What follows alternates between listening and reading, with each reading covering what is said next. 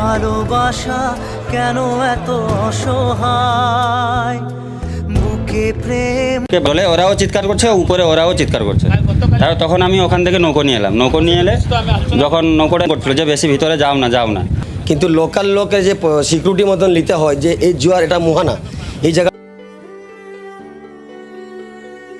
কলকাতার স্টুডিও পাড়া থেকে দীঘার উত্তাল সমুদ্র সৈকত, এক লহমায় আনন্দঘন পরিবেশ বিষাদের কালো চাদরে ঢেকে গেল। রূপালী পর্দার চিরচেনা নায়ক, যার অভিনয়ে মুগ্ধ ছিল দুই বাংলার কোটি দর্শক, সেই রাহুল অরুণোদয় বন্দ্যোপাধ্যায় আজ আর আমাদের মাঝে নেই। কিন্তু তার এই চলে যাওয়া কি স্রেফ একটি দুর্ঘটনা, নাকি এর পেছনে লুকিয়ে আছে শিউরে ওঠার মতো কোনো অবহেলা? সহ অভিনেত্রীকে নিশ্চিত মৃত্যুর মুখ থেকে ছিনিয়ে আনতে গিয়ে নিজের জীবন বিসর্জন দিলেন এই রিয়েল লাইফ হিরো। এবার পুলিশের হাতে এসেছে সেই অভিশপ্ত শুটিংয়ের র ফুটেজ এবং সিসিটিভি ক্লিপ। কি ঘটেছিল সেই অন্তিম মুহূর্তে? কেন বারবার বারণ করা সত্ত্বেও তারা এগিয়ে গিয়েছিলেন মৃত্যুকূপের দিকে? আজ আমরা তুলে ধরব সেই শেষ বিকেলের প্রতিটা মুহূর্তের ব্যবচ্ছেদ।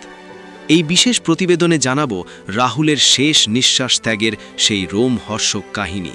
গত রবিবার বিকেল সাধারণ আর 10টা ছুটির দিনের মতোই দীঘার সৈকতে ছিল পর্যটকদের ভিড়। কিন্তু সেই ভিড়ের মাঝে চলছিল এক জনপ্রিয় মেগা সিরিয়ালের শুটিং, ভোলে বাবা পারেগা, যে ধারাবাহিকের মুখ্য চরিত্রে অভিনয় করছিলেন রাহুল। খবরটি যখন প্রথম ব্রেকিং নিউজ হিসেবে টিভি পর্দায় ভেসে ওঠে, তখন কেউ বিশ্বাস করতে পারেনি।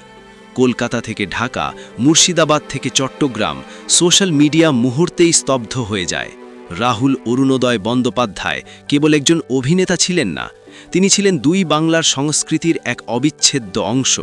তার সাবলীল অভিনয়, মিষ্টি হাসি আর সাধারণ মানুষের সাথে মিশে যাওয়ার ক্ষমতা তাকে দিয়েছিল অনন্য জনপ্রিয়তা।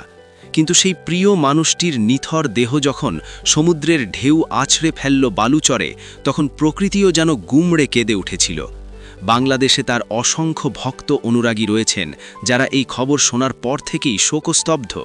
কোনো বর্ডার বা কাঁটা তার যে আবেগকে আটকে রাখতে পারে না, রাহুলের মৃত্যুতে দুই বাংলার একীভূত শোক তার প্রমাণ। দীঘার নিউটাউন সৈকত পর্যটকদের কাছে এটি অত্যন্ত প্রিয় হলেও বর্ষার এই সময় সমুদ্র এখানে চরম অবাধ্য। পরিচালক শুভাশিস মণ্ডলের ইউনিট সেখানে পৌঁছেছিল একটি বিশেষ সিকোয়েন্স ধারণ করতে। গল্প অনুযায়ী নায়ক ও নায়িকা একে অপরের হাত ধরে হাঁটবেন এবং ঢেউয়ের সাথে মিতালি করবেন। আবহাওয়া ছিল গুমট, বাতাসের গতিবেগ ছিল স্বাভাবিকের চেয়ে অনেক বেশি, সমুদ্রের ঢেউগুলো যেন ফুঁসছিল।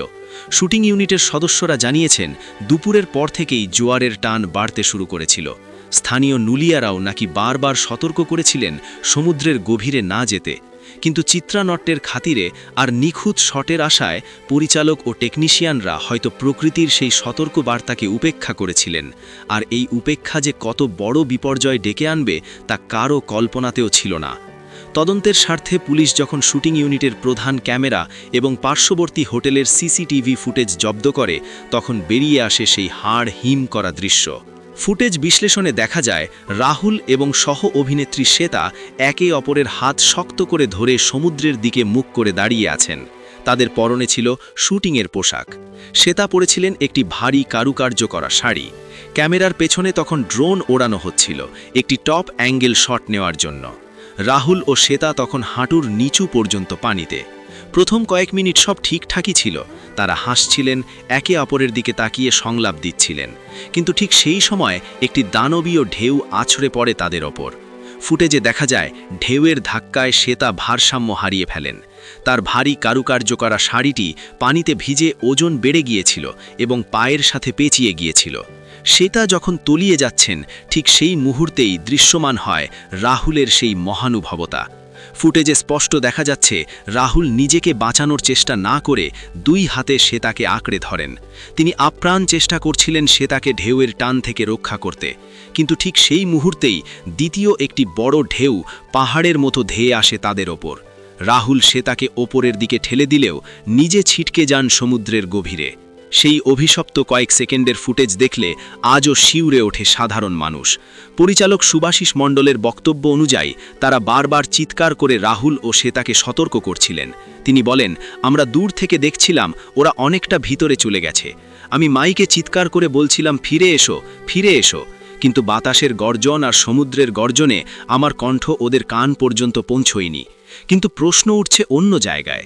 প্রত্যক্ষদর্শীরা বলছেন, যদি পরিচালক দেখছিলেন যে ওরা গভীরে চলে যাচ্ছেন, তবে কেন সাথে সাথে শুটিং বন্ধ করে নুলিয়া বা লাইফ গার্ডদের নামানো হলো না? কেন একজন ডিরেক্টর হিসেবে তিনি তাদের নিরাপত্তা নিশ্চিত না করে শট চালিয়ে গেলেন? কলাকুশলীদের একজন, যিনি শ্বেতাকে উদ্ধারে এগিয়ে গিয়েছিলেন, তিনি জানিয়েছেন, আমি যখন শ্বেতাকে ধরতে পারি তখন রাহুল ভাই অলরেডি আমাদের হাত ছাড়া হয়ে গেছেন। আমি এক হাতে শ্বেতাকে টেনে ধরলাম, অন্য হাতে রাহুল ভাইকে ধরার চেষ্টা করলাম, কিন্তু একটি বিশাল ঢেউ এসে ওনাকে আমাদের চোখের সামনে থেকে টেনে নিয়ে গেল। এই মর্মান্তিক দুর্ঘটনার পর সবচেয়ে বড় যে প্রশ্নটি সামনে এসেছে তা হলো শুটিং সেটের নিরাপত্তার অভাব। ভিডিও ফুটেজ ও স্থির চিত্রে কোথাও দেখা যায়নি যে রাহুল বা শ্বেতার শরীরে কোনো লাইফ জ্যাকেট ছিল। সমুদ্রের মতো বিপজ্জনক জায়গায় যেখানে শুটিং হচ্ছে, সেখানে অভিনেতাদের শরীরে কেন ওয়াটারপ্রুফ লাইফ জ্যাকেট বা ফ্লোটিং ডিভাইস ছিল না? শুটিং সেটে সবসময় স্থানীয় নুলিয়া বা পেশাদার উদ্ধারকারী দল উপস্থিত থাকা বাধ্যতামূলক, কিন্তু ফুটেজে দেখা গেছে রাহুল তলিয়ে যাওয়ার পর সাধারণ মানুষ ও কলাকুশলীরাই তাকে খুঁজতে পানিতে নামেন। বাতাসের শব্দের ডিরেকশনের কথা শুনতে না পাওয়া মানেই হলো সেখানে সঠিক সাউন্ড সিস্টেম বা ওয়াকি টকির অভাব ছিল। এই প্রতিটি পয়েন্ট প্রমাণ করে যে একটি দুর্দান্ত শট পাওয়ার নেশায় একজন উদীয়মান তারকার জীবনকে চরম ঝুঁকির মুখে ঠেলে দেওয়া হয়েছিল, যা কিনা নিছক দুর্ঘটনা নয়, বরং প্রশাসনিক ও নৈতিক অবহেলা হিসেবেই দেখছেন অনেকে। রাহুল তলিয়ে যাওয়ার পর প্রায় 20 থেকে 30 মিনিট ধরে উত্তাল সমুদ্রে সন্ধান চালানো হয়।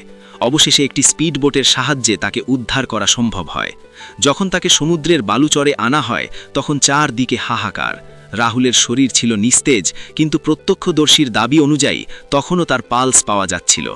তার পেট ফুলে গিয়েছিল নোনা পানিতে। দ্রুত তাকে দীঘার একটি স্থানীয় হাসপাতালে নিয়ে যাওয়া হয়। হাসপাতালের করিডোরে তখন শুটিং ইউনিটের সদস্য ও সাধারণ ভক্তদের কান্নার রোল।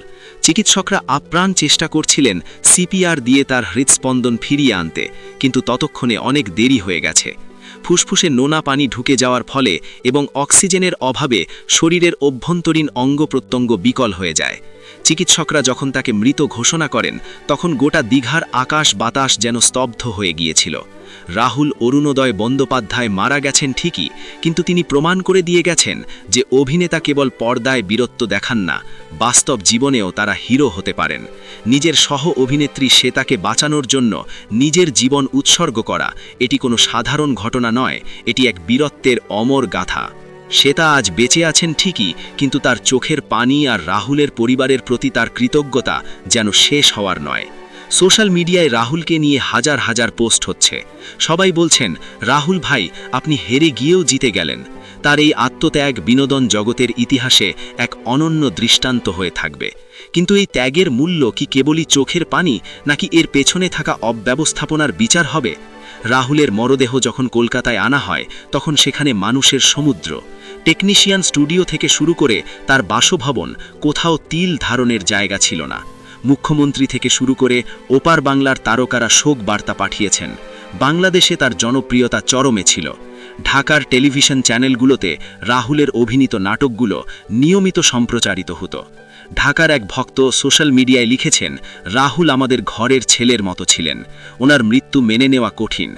বিশেষ করে শ্বেতাকে বাঁচাতে গিয়ে ওনার এই প্রস্থান আমাদের হৃদয়ে ক্ষত তৈরি করে দিয়ে গেল। তার শেষকৃত্যে অংশ নিয়েছিলেন টলিউডের শীর্ষস্থানীয় সকল তারকা। প্রত্যেকের মুখেই একটাই প্রশ্ন, কেন এমন হলো? কেন আমরা আমাদের সেরা প্রতিভাদের এভাবে অকালে হারিয়ে ফেলছি? রাহুলের মৃত্যু যেন আমাদের চোখ খুলে দেয়। একটি নাটক বা সিনেমা হয়তো কোটি টাকা আয় করবে, কিন্তু একজন রাহুলের প্রাণের মূল্য কোনো টাকা দিয়েই শোধ করা সম্ভব নয়। রাহুলের এই বিদায় আমাদের হৃদয়ে আজীবনের এক ক্ষত। তার পরিবারের প্রতি আমাদের গভীর সমবেদনা।